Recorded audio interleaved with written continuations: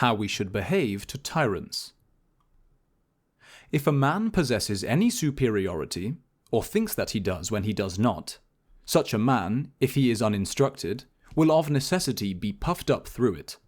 For instance, the tyrant says, "I am master of all, and what can you do for me? Can you give me desire which shall have no hindrance? How can you? Have you the infallible power of avoiding what you would avoid? Have you the power of moving towards an object without error? And how do you possess this power? Come, when you are in a ship, do you trust to yourself or to the helmsman? And when you are in a chariot, to whom do you trust but to the driver? And how is it in all the other arts? Just the same. In what, then, lies your power? All men pay respect to me.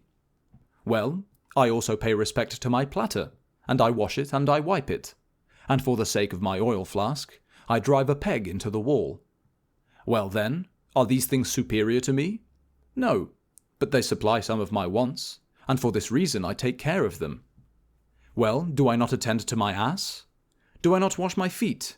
Do I not clean him? Do you not know that every man has regard for himself, and to you just the same as he has regard to his ass? For who has regard to you as a man? Show me. Who wishes to become like you? Who imitates you as he imitates Socrates? But I can cut off your head. You say right. I had forgotten that I must have regard to you, as I would to a fever and the bile, and raise an altar to you, as there is at Rome an altar to fever. What is it then that disturbs and terrifies the multitude? Is it the tyrant and his guards? By no means. I hope that it is not so. It is not possible that what is by nature free can be disturbed by anything else, or hindered by any other thing than by itself. But it is a man's own opinions which disturb him. For when the tyrant says to a man, "I will chain your leg," he who values his leg says, "Do not, have pity." But he who values his own will say, "If it appears more advantageous to you, chain it." Do you not care? I do not care. I will show you that I am master. You cannot do that.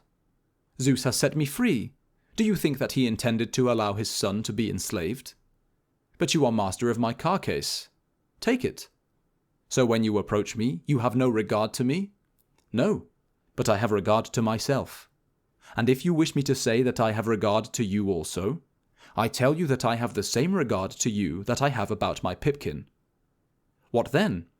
When absurd notions about things independent of our will, as if they were good and or bad, lie at the bottom of our opinions, we must of necessity pay regard to tyrants. For I wish that men would pay regard to tyrants only, and not also to the bedchamberman. How is it that the man becomes all at once wise, when Caesar has made him superintendent of the close stool? How is it that we say immediately, "Felicion spoke sensibly to me"? I wish he were ejected from the bedchamber, that he might again appear to you to be a fool. Has a man been exalted to the tribuneship? All who meet him offer their congratulations.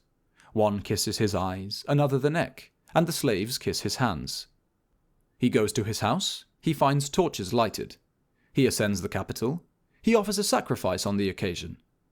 Now who ever sacrificed for having good desires, for having acted conformably to nature? For in fact we thank the gods for those things in which we place our good. A person was talking to me today about the priesthood of Augustus. I say to him, "Man, let the thing alone. You will spend much for no purpose."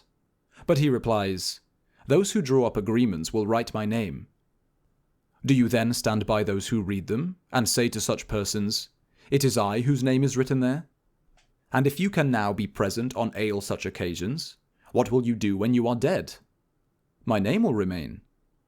Write it on a stone, and it will remain. But come, what remembrance of you will there be beyond Nicopolis? But I shall wear a crown of gold. If you desire a crown at all, take a crown of roses and put it on, for it will be more elegant in appearance.